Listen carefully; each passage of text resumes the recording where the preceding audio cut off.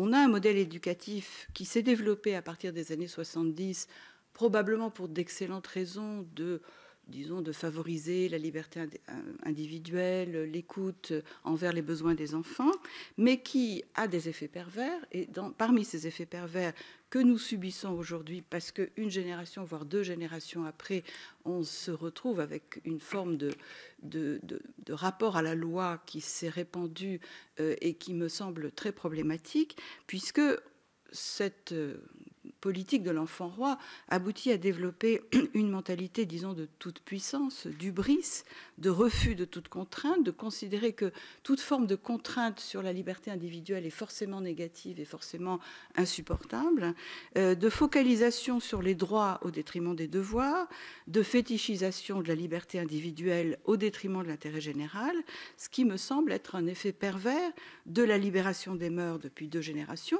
libéralisation que nous pouvions approuver, mais dont nous voyons aujourd'hui des effets pervers.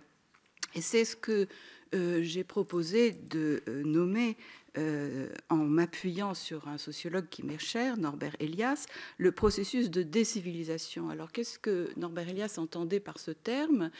Il entendait un processus qui défait progressivement ce qu'il avait longuement étudié dans ses travaux à savoir le processus de civilisation des mœurs, c'est-à-dire de progressive acquisition d'un autocontrôle, d'une autocontrainte sur ses propres pulsions, qui fait partie donc de ce que Elias appelait le processus de civilisation du monde occidental, qui aboutit à toutes sortes de conséquences que je ne vais pas préciser parce que ce serait trop long, mais qui définit aujourd'hui les fondements du cadre de la civilité, sur le fait de contrôler ses émotions, de contrôler ses tendances à la violence, etc. Bon.